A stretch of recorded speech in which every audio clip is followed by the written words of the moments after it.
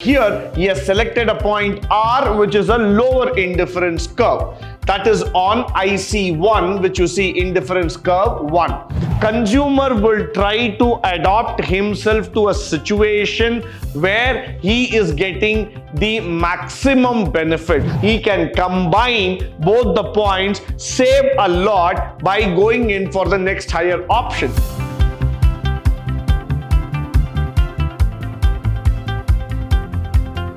Good morning and welcome to the second session, Unit 4, Business Decision Theory, where we are going to speak about the factors influencing the consumer behavior.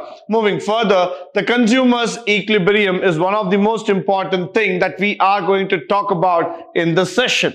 First, let us say there is a person who has been given an option to choose the number of products that he wants to buy. So the immediate question that will come is that out of which combination will he choose? That person can be Mr. X or Mr. Y, whoever is that person. What is the configuration he's going to see? So let's say that he chooses the combination R from the figure 1. So let's say that this is the combination that he has picked up from the point called as R. Now we see that R lies on the lower indifference curve. This is a lower indifference curve, as you see. As you keep going up, it becomes a upper or a higher indifference curve. But here, he has selected a point R, which is a lower indifference curve.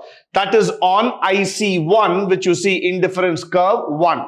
He can easily afford the combination of S, Q and T, which lie on the higher indifference. So he has the power, he has the capacity to choose on higher indifference curve, which is given. But even if he chooses the combination H also, the argument will be similar because it lies on the curve IC1 only. So that's what you see here, that that person has the power to choose on the higher indifference curve, but initially he has chosen on the lower side, that is the point R on that indifference curve. Now moving further, now let's look at the combination S, which is lying on the curve IC2, that is the next indifference curve, indifference curve 2.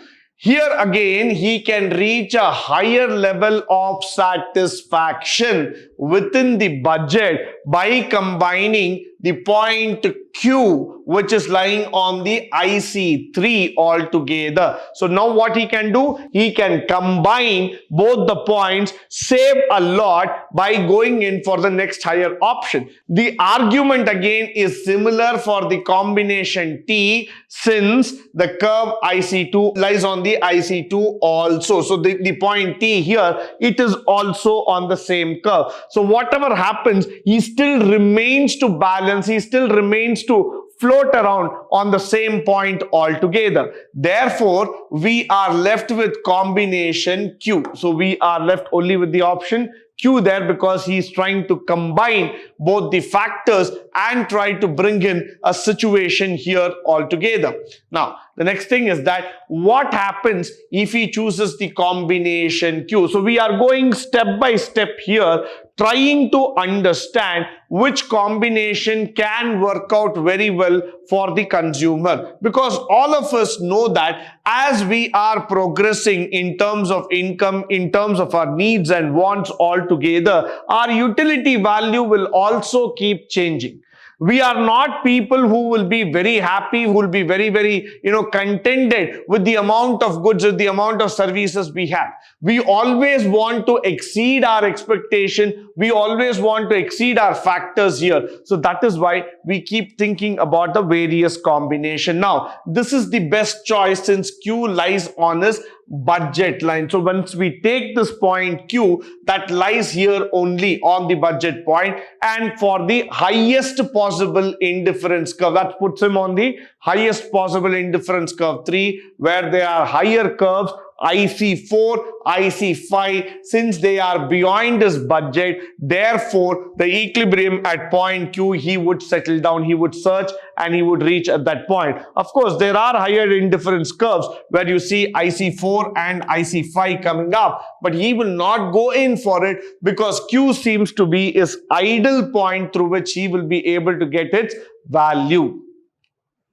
Next one, notice at this point the budget line PL is tangential to the indifference curve IC3. The point PL, now let's look here, let's take the point P and L which is being located here, are two factors which are given. They are just tangential to that entire position. Why? Because if you see here, this is where the curve comes here. So the point is exactly there. And also, if you look at the position O and M all together, let's take the position O and M here. If you look into these positions there, they are also where the consumer buys the maximum quantity as per the given situation. So when you look into this indifference curve, you will be easily able to make out the challenges, the changes that have been spoken up here. Why? Because if you can see here, the consumer will try to adapt himself to a situation where he is getting the maximum benefit. So his ideology, his method is very, very simple. What does he want to do? He wants to find out a point on the indifference curve which can give him the maximum satisfaction altogether.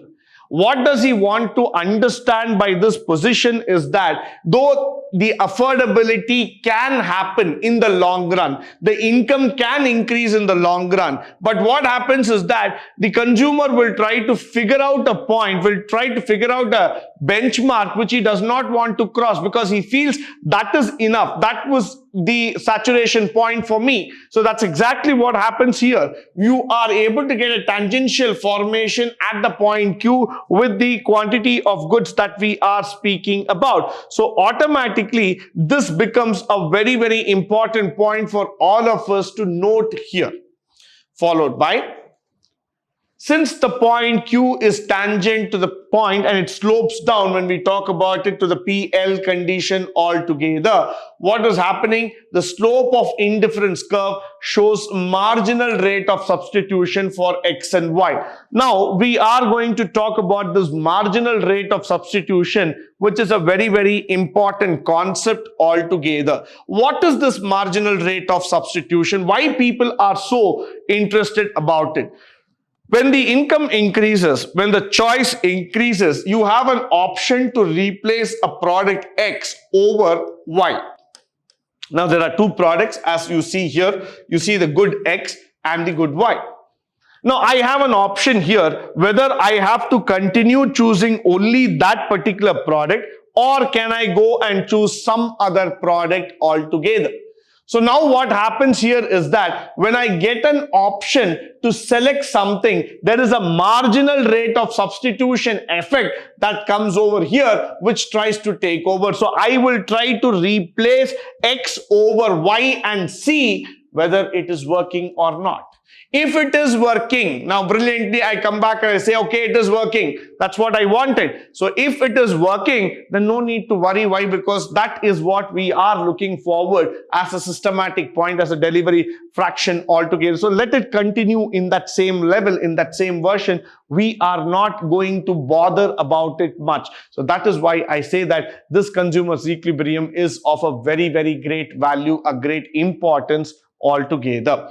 Followed by, now, let's also look into the consumer equilibrium where we try to understand the equilibrium point Q, where we say marginal rate of substitution of X and Y is done by marginal utility MUX of MUY, which will give you PX into PY. Therefore, we can say that consumers equilibrium is achieved when the price line is tangential to the indifference curve. The price line is tangential to the indifference curve. That's what we are looking about here. So at the equal rate of substitution, see, when you see the marginal rate of substitution of goods, X and Y are equal to the ratio between the prices of the good. They are exactly the same. They tend to move at the same level, at the same pace altogether. So the prices at which we are trading are the same level of the goods. So when I'm going to substitute X over Y, what I'm going to see the price ratio factor.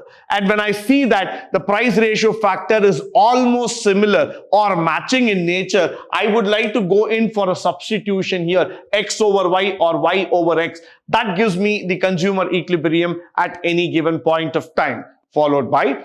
With this, I come to the end of this session. I hope and believe that all the information shared through this session will be of a great help and benefit to you. In the upcoming sessions, we shall try to learn more about the consumer behavior theory. But until then, stay tuned, stay blessed, and stay enlightened forever. Thank you once again for joining me today on this wonderful session.